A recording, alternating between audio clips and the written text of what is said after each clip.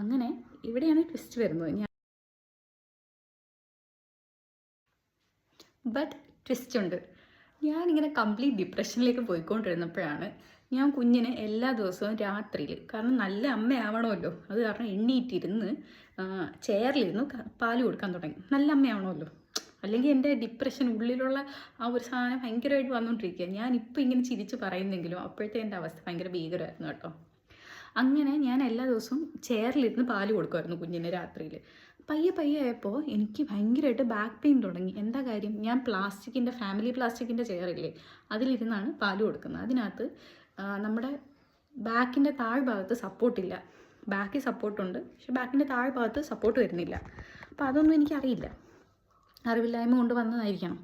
അങ്ങനെ ആയി, എനിക്ക് ഭയങ്കര ബാക്ക് പെയിനായി, കുഞ്ഞിനെ എടുക്കാൻ പറ്റാതായി, ഭയങ്കര ബുദ്ധിമുട്ടായി. ആ സമയത്താണ്, ഇവിടെയാണ് ട്വിസ്റ്റ്, ആ ബാക്ക് പെയിൻ വന്നതുകൊണ്ട് എൻ്റെ കുഞ്ഞിൻ്റെ 28 മാറ്റി വെച്ചു, ബാക്ക് പെയിൻ ആയത് കാരണം. അങ്ങനെ ഇവിടെയാണ് ട്വിസ്റ്റ് വരുന്നത്. ഞാനൊരു ആയുർവേദ ഹോസ്പിറ്റലിലേക്ക് എൻ്റെ പോസ്റ്റ്മോർട്ടം ട്രീറ്റ്മെൻറ്റിന് പോയി. എൻ്റെ ഭാഗ്യവശാൽ ഈ XYZ ഹോസ്പിറ്റൽ പോലെ ഒരു പൈസയ്ക്ക് വേണ്ടി ആൾക്കാർ യൂട്ടിലൈസ് ചെയ്യുന്നൊരു ഹോസ്പിറ്റലല്ലായിരുന്നു ഈ ആയുർവേദ ഹോസ്പിറ്റൽ. അവിടെ ഒരു ഡോക്ടറുണ്ട്, ഷി വാസ് വെരി കെയറിങ്.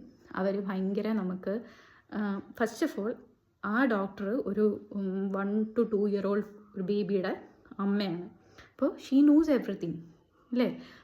എങ്ങനെ കുഞ്ഞിന് പാല് കൊടുക്കണം, എങ്ങനെ കൈ ഹോൾഡ് ചെയ്യണം, കുട്ടിക്ക് പാല് കുടിക്കാനുള്ള ബുദ്ധിമുട്ട് വരുവാണെങ്കിൽ എന്തൊക്കെ ചെയ്യണം എന്ന് തുടങ്ങി. അതൊന്നും അവർക്ക് എനിക്ക് പറഞ്ഞു തരേണ്ട കാര്യമൊന്നുമില്ല. ഞാനവിടെ പോസ്റ്റ്മോർട്ടത്തിന് ട്രീറ്റ്മെൻറ്റിന് ചെന്ന ഒരാളാണ്. അപ്പോൾ എന്നെ അങ്ങനെ അത്രയ്ക്ക് കെയർ ചെയ്യേണ്ട കാര്യമൊന്നും ഉണ്ടായിരുന്നില്ല. പക്ഷേ ആ ഡോക്ടറിൻ്റെ പേര് ആശ എന്നാണ്, ഹോസ്പിറ്റലിൻ്റെ പേര് ആര്യ ആയുർവേദിക് ഹോസ്പിറ്റൽ എന്നാണ്. ആ ഹോസ്പിറ്റലിൽ ചെന്നപ്പോൾ ഷീ വാസ് വെരി കെയറിങ്. എൻ്റെ കുഞ്ഞിനെ ആയാലും എന്നെ ആയാലും എന്നെ ഒരു റൂമിൽ കൊണ്ടുപോയിട്ട് എങ്ങനെയാണ് പാല് കൊടുക്കേണ്ടതെന്ന് വരെ ആ ഡോക്ടർ എനിക്ക് പറഞ്ഞു തന്നു. സോ ഞാൻ ഏറ്റവും കൂടുതൽ താങ്ക്ഫുള്ളാണ്. എൻ്റെ കണ്ടൊക്കെ ചിലപ്പോൾ നിറഞ്ഞു പോകും ഈ കാര്യം പറയുമ്പോൾ. കാര്യം എനിക്ക് അത്രമാത്രം ഹെൽപ്പ് ചെയ്തൊരു ഡോക്ടറാണത്. പിന്നെ അവിടുത്തെ ട്രീറ്റ്മെൻറ്റും അത്യാവശ്യം നല്ലതായിരുന്നു. അവിടുത്തെ ഒരു ചേഞ്ച് ഓഫ് അറ്റ്മോസ്ഫിയർ ആയിരുന്നു എനിക്ക് അവിടെ ചെന്ന് ഞാൻ ഡോക്ടറിൻ്റെ അടുത്ത് പറഞ്ഞു, doctor what I was going through എന്നുള്ള കാര്യം. എനിക്ക് എല്ലാ കാര്യങ്ങളും പറയാൻ പറ്റിയൊരു ഫ്രണ്ടിനെ പോലെയാണ് ഡോക്ടറിനെ തോന്നിയത്. ഏകദേശം നമ്മുടെ ഒരു ഏജ് ഗ്രൂപ്പൊക്കെ ആയത് കാരണം എനിക്ക് എന്ത് വേണം സംസാരിക്കാമെന്ന് എനിക്ക് തോന്നി. ഒരു ഫ്രണ്ടിനെ പോലെ തോന്നിയത് കൊണ്ട് ഞാൻ ഡോക്ടറിൻ്റെ അടുത്ത് എൻ്റെ കാര്യങ്ങളൊക്കെ പറയാൻ തുടങ്ങി. അങ്ങനെ ഞാൻ ഡോക്ടറിൻ്റെ അടുത്ത് സംസാരിച്ചു. ഡോക്ടർ എനിക്ക് കുറേ ഹെൽപ്പ് ചെയ്തു. അങ്ങനെയാണ് ഞാൻ പയ്യെ ഈ ഡിപ്രഷനിൽ നിന്ന് മാറിയത്. അവിടുത്തെ 7 days ട്രീറ്റ്മെൻറ്റിനെ കുറിച്ച് നമുക്കിനി അടുത്ത വീഡിയോയിൽ ഡിസ്കസ് ചെയ്യാം.